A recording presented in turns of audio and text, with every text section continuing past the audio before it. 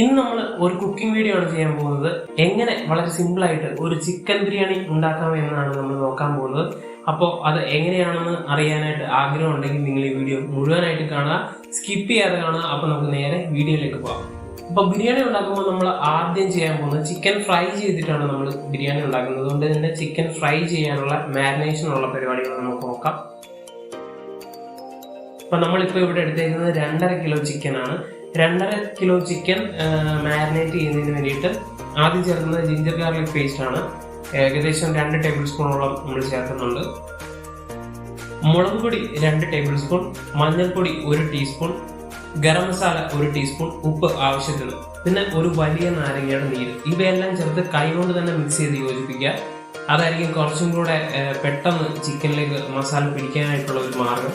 നമ്മൾ spoon use ചെയ്യുകയാണെങ്കിൽ അത്രയും അങ്ങോട്ട് ഡീപ്പായിട്ട് അങ്ങോട്ട് എത്തത്തില്ല. അതുകൊണ്ട് കൈ കൊണ്ട് തന്നെ ചെയ്യുക. ആദ്യമായിട്ട് ചെയ്യുന്നവരാണെങ്കിൽ കൈ പുകയാനുള്ള ചാൻസ് കൂടുതലായതുകൊണ്ട് തന്നെ മാരിനേറ്റ് ചെയ്ത് കഴിഞ്ഞ് പെട്ടെന്ന് തന്നെ കൈ നല്ലപോലെ സോപ്പ് ഉപയോഗിച്ച് 1-2 പ്രാവശ്യം കഴിയുന്നത് നന്നായിരിക്കും. അല്ലെങ്കിൽ പിന്നെ കൈ പുകച്ചിലായിട്ട് ഒരു പരിപാടി നടക്കാതെ വരും. അപ്പോൾ അതൊന്ന് ശ്രദ്ധിക്കുക. അങ്ങനെ മിക്സ് ചെയ്തിട്ട് ഇത് ഏകദേശം ഒരു 30 മിനിറ്റെങ്കിലും റെസ്റ്റിന് വെക്കണം. 30 മിനിറ്റ് എടുക്കും ഏകദേശം ഇതിലൊന്ന് സെറ്റായി വരാൻ വേണ്ടിയിട്ട്. 30 മിനിറ്റ് റെസ്റ്റിന് വെക്കുക. ആ ടൈം കൊണ്ട് നമുക്ക് ഇതിന് ബിരിയാണിക്ക് ആവശ്യമുള്ള പച്ചക്കറികളൊക്കെ നമുക്ക് അരിഞ്ഞെടുക്കാം. 5 വലിയ സവാള, വലിയ 4 തക്കാളി, ഒരു 5 പച്ചമുളക്, പിന്നെ ആവശ്യത്തിന് ഇഞ്ചി, വെളുത്തുള്ളി, മല്ലിയില, അങ്ങനെയുള്ള സാധനങ്ങളൊക്കെ നമുക്ക് അരിഞ്ഞെടുക്കാം.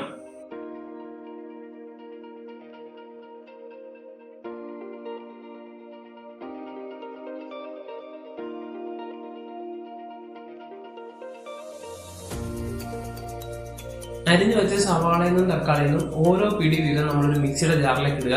പിന്നെ ഓരോ നുള്ള് പച്ചമുളകും ഇഞ്ചിയും വെളുത്തുള്ളിയും കൂടെ ആഡ് ചെയ്ത് നല്ലോണം അരച്ചു വെക്കുക. അതെന്തിനാണെന്ന് ഞാൻ പിന്നെ പറയാം. അതത്ര അരച്ചു വെക്കുക. ചിക്കൻ ഫ്രൈ ചെയ്യാനായിട്ട് ഒരു പാത്രം വെക്കുക. പാത്രം ചൂടാവുമ്പോൾ എണ്ണ ഒഴിക്കുക. എണ്ണ തിളയ്ക്കുമ്പോൾ ചിക്കൻ അതിലേക്ക് ഇട്ട് കൊടുക്കുക.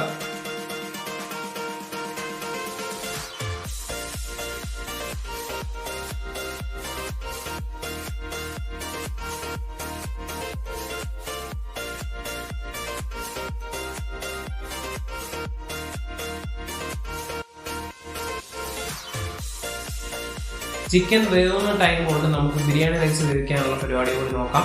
അതിന് നമുക്ക് വേറൊരു അടുപ്പ് കത്തിക്കാം. ഒരു പാത്രം വെച്ച് വെള്ളം തിളപ്പിക്കാം. വെള്ളത്തിലേക്ക് പട്ട, ഗ്രാമ്പു, ഏലക്ക, ചാറ്, പിന്നെ കുറച്ച് നെയ്യ് എന്നിവ ചേർത്ത് വെള്ളം തിളയ്ക്കുന്നവരെ വെയിറ്റ് ചെയ്യാം.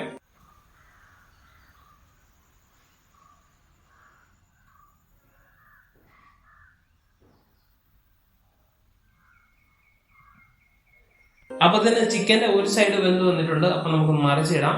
ഡീപ് ഫ്രൈ ചെയ്യേണ്ട ആവശ്യമില്ല. സോ അതുകൊണ്ട് തന്നെ അതിന്റെ അനുസരിച്ച് കുക്ക് ചെയ്താൽ മതി.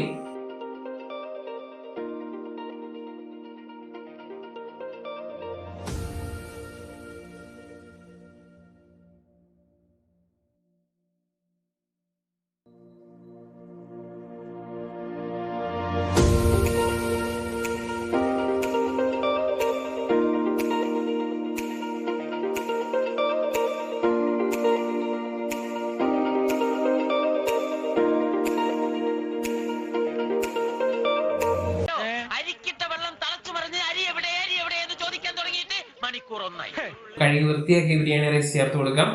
1.5 കിലോ ബിരിയാണി റൈസ് ആണ് നമ്മളിവിടെ യൂസ് ചെയ്യുന്നത്.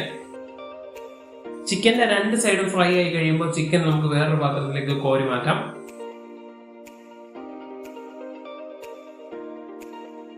ആ ടൈമിൽ അരി പകുതി വേവാകുമ്പോഴത്തേക്കും അതിലേക്ക് കുറച്ച് ബീൻസും ക്യാരറ്റും കൂടെ ചെറുതായിട്ട് അരിഞ്ഞ് ചേർത്ത് കൊടുക്കാം.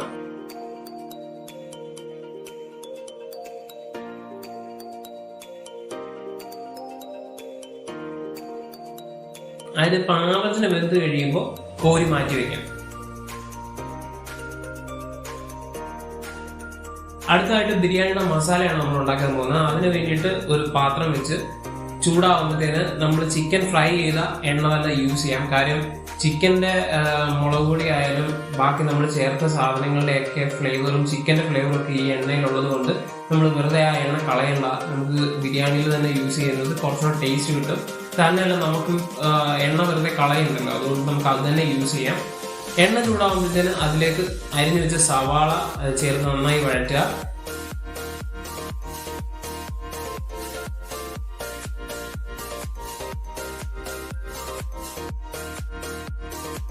സവാള ഒന്ന് വാടി വരുമ്പോൾ അതിലേക്ക് ഇഞ്ചി, വെളുത്തുള്ളി, പച്ചമുളക് എന്നിവയും കൂടെ ചേർത്ത് നന്നായിട്ട് വഴറ്റുക.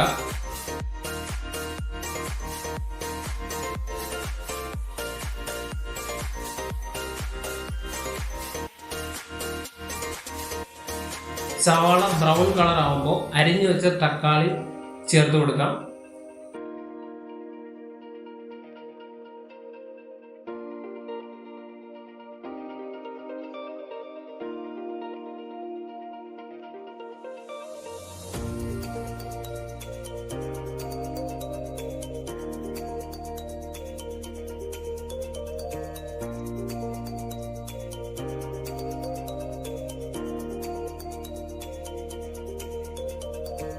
തക്കാളി നന്നായിട്ട് വഴന്നു കഴിയുമ്പോൾ അതിലേക്ക് 2 ടേബിൾ സ്പൂൺ മുളക് പൊടി, 2 ടേബിൾ സ്പൂൺ മല്ലിപ്പൊടി,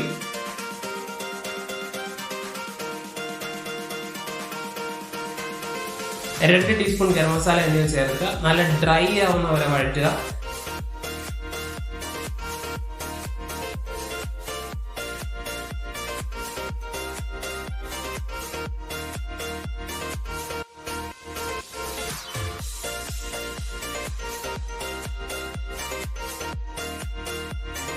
മസാല എല്ലാം നന്നായിട്ട് മൂത്ത് കഴിയുമ്പോൾ അതിലേക്ക് നേരത്തെ അരച്ചു വെച്ച അരപ്പ് ചേർത്ത് കൊടുക്കുക. എന്നിട്ട് നന്നായിട്ട് തിളപ്പിക്കുക.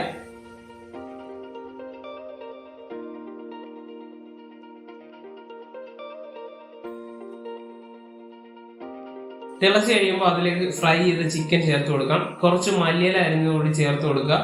ആവശ്യത്തിന് വെള്ളം ഒഴിച്ച് തിളപ്പിക്കുക.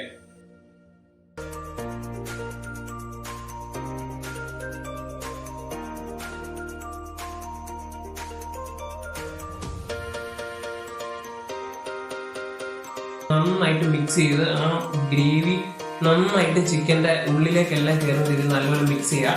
എന്നിട്ട് കുറച്ച് വെള്ളം ഒഴിച്ചിട്ട് നന്നായിട്ട് തിളപ്പിക്കുക.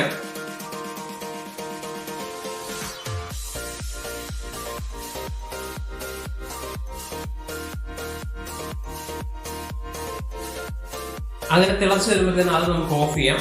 എന്നിട്ട് ബിരിയാണിക്ക് ആവശ്യമായിട്ടുള്ള ഉണക്കമുന്തിരി, അണ്ടിപ്പരിപ്പും നെയ്യിൽ വറുത്തെടുക്കാം.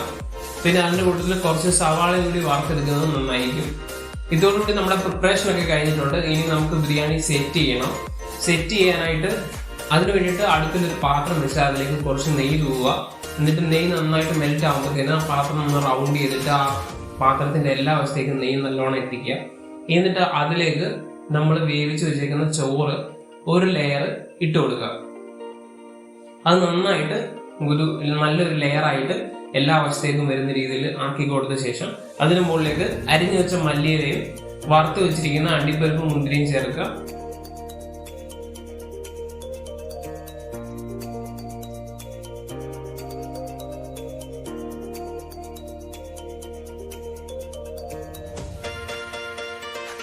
എന്നിട്ട് ആ ലെയറിന് മുകളിലേക്ക് വേണം നമ്മൾ ചിക്കൻ പറക്കി നിരത്താനായിട്ട്.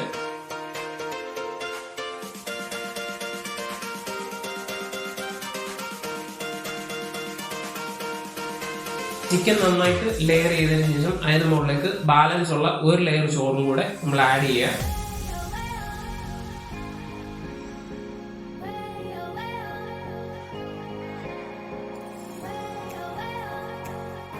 അതിനുശേഷം വീണ്ടും മല്ലിയിലയും അണ്ടിപ്പരിപ്പും മുന്തിരിയും വറുത്ത് വെച്ച സവാളയും പൈനാപ്പിളും ചേർത്ത് നന്നായിട്ട് ഗാർണിഷ് ചെയ്ത് സെറ്റ് ചെയ്യുക. എന്നിട്ട് ഈ പാത്രം അടച്ചു വെച്ച് ഗ്യാസിൽ ഒരു 5 മിനിറ്റ് ലോ ഫ്ലെയിമിൽ കുക്ക് ചെയ്യണം.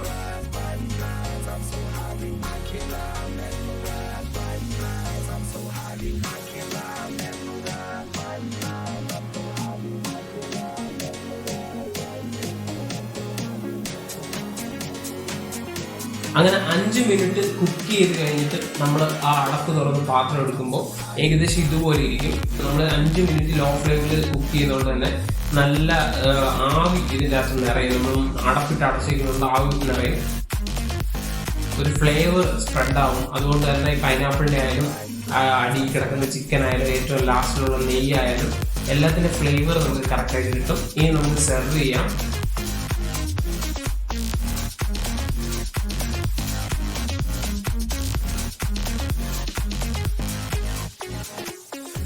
ഇത് കഴിക്കുമ്പോൾ ഇതിൻ്റെ കൂടുതൽ നാരങ്ങ അച്ചാറും പപ്പടവും തൈര് ചേർത്ത് സലാഡും കൂടെ മിക്സ് ചെയ്ത് വേണം കഴിക്കാൻ.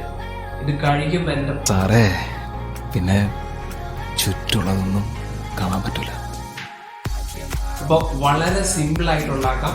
അതുപോലെ തന്നെ ബാച്ചിലേഴ്സിനായാലും നമുക്ക് എവിടെ വെച്ചിട്ടാണെങ്കിലും ഉണ്ടാക്കാം. പ്രത്യേകിച്ച് ദമ്മിടാനോ അങ്ങനെയുള്ള പ്രയാസങ്ങളൊന്നും ഇതിനകത്തില്ല. ആർക്ക് വേണമെങ്കിലും എപ്പം വേണമെങ്കിലും ഉണ്ടാക്കാൻ പറ്റുന്ന ഒരു ഡിഷാണ്. അപ്പം എല്ലാവരും വീട്ടിൽ ട്രൈ ചെയ്ത് നോക്കണം. അപ്പോൾ ഇടയ്ക്കിടയ്ക്ക് ഇതുപോലുള്ള കുക്കിംഗ് വീഡിയോസ് നമ്മുടെ ചാനലിൽ ഉണ്ടാകുന്നതാണ്. അപ്പോൾ പുതിയ വീഡിയോകൾക്കായിട്ട് നമ്മുടെ ചാനൽ സബ്സ്ക്രൈബ് ചെയ്യുക, ലൈക്ക് ചെയ്യുക, ഷെയർ ചെയ്യുക, കമൻറ്റ് ചെയ്യുക. അപ്പോൾ പുതിയൊരു വീഡിയോ ആയിട്ട് കാണുന്നവരെ ഗുഡ് ബൈ.